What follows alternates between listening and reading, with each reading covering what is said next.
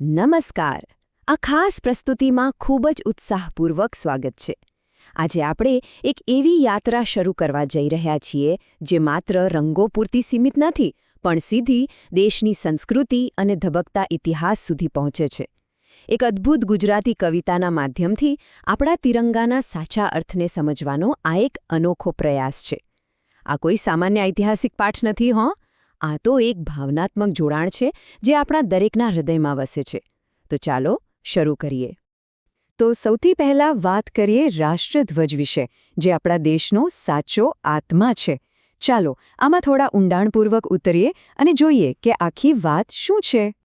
આ આત્માને પૂરી રીતે સમજવા માટે આપણે એ જોવું પડશે કે આ ધ્વજનું માળખું કેવી રીતે તૈયાર થયું છે.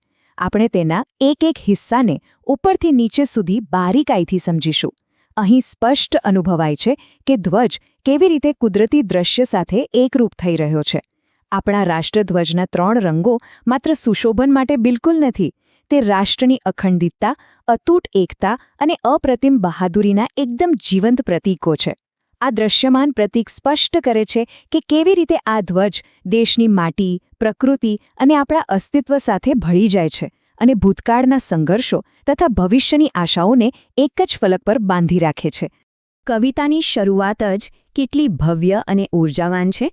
ફર ફર ફર તું ફરક તિરંગા, સ્વાતંત્ર્ય દિને તું મરક તિરંગા, 3 રંગોનો તું રહ્યો સંવાહક, દોરી પર તું સરક તિરંગા. સાંભળવામાં જ કેવું અદ્ભુત લાગે છે. આ પંક્તિઓમાં ધ્વજવંદનીય ગૌરવશાળી ક્ષણનું વર્ણન છે. સ્વાતંત્ર્ય દિવસના રોજ જ્યારે આ 3 રંગોનો સંવાહક દોરી પરથી સરકીને હવામાં લહેરાય છે ને, ત્યારે તેની એ ફરફરાહટ માત્ર કોઈ અવાજ નથી હોતો, પણ એ તો જાણે આપણી આઝાદીનું મુક્ત હાસ્ય છે.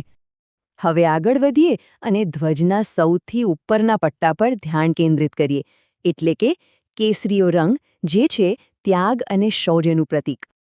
કવિ આ રંગને અત્યંત આદરભાવથી વર્ણવતા કહે છે, ત્યાગ ને બલિદાનનું પ્રતીક કેસરિયા, આપીએ જા તું શૌર્ય તિરંગા.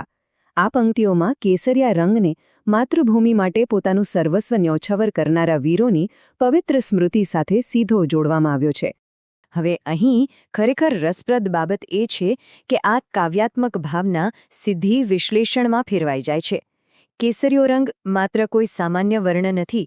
તે રાષ્ટ્ર નિર્માણ માટે જરૂરી સર્વોચ્ચ બલિદાન, નિસ્વાર્થ ત્યાગ અને અદમ્ય શૌર્યનું ઐતિહાસિક સ્મારક છે. ધ્વજની બરાબર ટોચ પર તેનું સ્થાન આપણને કાયમ એ જ વાતની યાદ અપાવે છે કે અપ્રતિમ સાહસ અને ત્યાગ એ જ કોઈપણ મહાન રાષ્ટ્રનો મજબૂત પાયો હોય છે. ત્યાંથી થોડા નીચે આવી અને મધ્યભાગની વાત કરીએ, જે છે શ્વેત પટ્ટો અને વાદળી ધર્મચક્ર. આ મધ્યભાગ માટે કવિતામાં અત્યંત સુંદર શબ્દો પ્રયોજાયા છે. શાંતિ ને સત્યતણો રંગ શ્વેત, સચ્ચાઈની તું રોશની તિરંગા. આ પંક્તિઓ જાણે કે શ્વેત રંગના શુદ્ધ અને પવિત્ર કેનવાસને જીવંત કરી દે છે. ખાસ નોંધવા જેવી વાત એ છે કે શ્વેત રંગ એ માત્ર ધર્મચક્ર માટેનું કોઈ ખાલી બેકગ્રાઉન્ડ નથી, પરંતુ તે પોતે જ એક અત્યંત સક્રિય અને અર્થપૂર્ણ પ્રતીક છે. તે સત્ય, અહિંસા અને શાંતિનો માર્ગ દર્શાવે છે. એ ખરા અર્થમાં સચ્ચાઈની રોશની છે, જે અંધકારમય અને મુશ્કેલ સમયમાં આખા રાષ્ટ્રને સાચી દિશા બતાવે છે. અને આ શ્વેત રંગની બરાબર મધ્યમાં આવેલું વાદળી ધર્મચક્ર શું કામ કરે છે તે અહીંયા ખૂબ જ સુંદર રીતે સ્પષ્ટ થાય છે, જેમાં 24 આરા આવેલા છે. કવિતા કહે છે તેમ, રંગ વાદળીને 24 છે આરા, દિવસનું પ્રતિનિધિત્વ તું ધર્મચક્ર તિરંગા. આ ચક્ર માત્ર સુશોભન માટે નથી દોરેલું, તે વાસ્તવમાં સમયનું પ્રતીક છે. તે દિવસના 24 કલાકનું પ્રતિનિધિત્વ કરે છે અને સ્પષ્ટ દર્શાવે છે કે રાષ્ટ્ર સતત પ્રગતિના માર્ગે આગળ વધી રહ્યું છે. એકદમ સ્થિર શ્વેત રંગની વચ્ચે આ ધર્મચક્ર નિરંતર ગતિ અને ધર્મના માર્ગનું સૂચન કરે છે. કમાલની વાત છે ને? ચાલો હવે આપણે નીચેના પાયાના પટ્ટા તરફ વળીએ. લીલો રંગ, જે હરિયાળી અને સમૃદ્ધિનું પ્રતીક છે.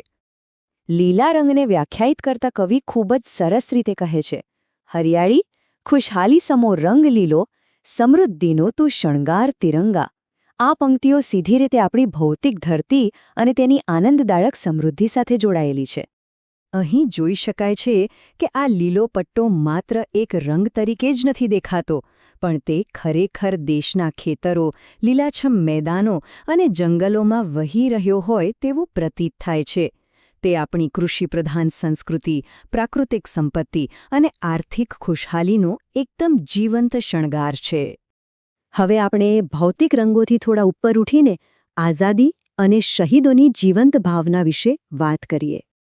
આપણે હવે એ વિશાળ ભાવનાત્મક વજન તરફ જઈએ જ્યાં ધ્વજ વહન કરે છે. આપણો તિરંગો માત્ર પ્રતીકોનો સમૂહ નથી, તે એક જીવંત ભાવના છે. કવિતાની આ અત્યંત શક્તિશાળી પંક્તિઓ પર જરા ધ્યાન આપો.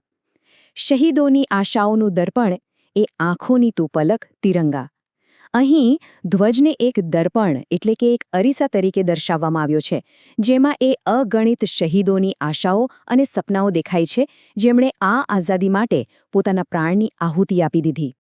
તો સૌથી મહત્વનો મુદ્દો એ છે કે આ ધ્વજનું આધ્યાત્મિક પરિમાણ અત્યંત ગહન છે. તે માત્ર મુલ્કની આન, બાન અને શાન નથી, પણ તે ભારત માતાના પોકારનો સીધો પ્રતિસાદ છે. જ્યારે તે ઉન્નત ગગનમાં લહેરાય છે, ત્યારે તે આપણા રાષ્ટ્રીય અરમાનોની ઝલક આપે છે. અને એક સૌથી વિશિષ્ટ વાત, કવિતા અંતમાં એક સૂફી ધારાનો ઉલ્લેખ કરે છે. સૂફી ધારા આલબેલ પોકારે બોલી પડતું અલગ તિરંગા. આ પંક્તિ ખરેખર ધ્વજને એક એવી આધ્યાત્મિક ઊંચાઈ આપે છે જે અદૃશ્ય અને અનંત પરમાત્મા તરફ ઇશારો કરે છે. અદ્ભુત ખરું ને? જ્યારે શહીદોની આશાઓનું આ મહાન દર્પણ ખુલ્લા આકાશમાં ગર્વથી લહેરાતું જોવા મળે છે, ત્યારે એક ખૂબ જ ગંભીર અને જરૂરી પ્રશ્ન ઊભો થાય છે. કવિતાએ વર્ણવેલા ત્યાગ, સત્ય, શાંતિ અને સમૃદ્ધિના આ શાશ્વત આદર્શોને વર્તમાન સમયમાં, રોજિંદા જીવનમાં અને રાષ્ટ્રના ભવિષ્યના ઘડતરમાં કેવી રીતે જીવંત અને સક્રિય રાખી શકાય? આ માત્ર એક વિચાર નથી, પરંતુ એક અવિરત પ્રક્રિયા છે જેને સમજવી અને અપનાવવી આપણા સૌ માટે અનિવાર્ય છે.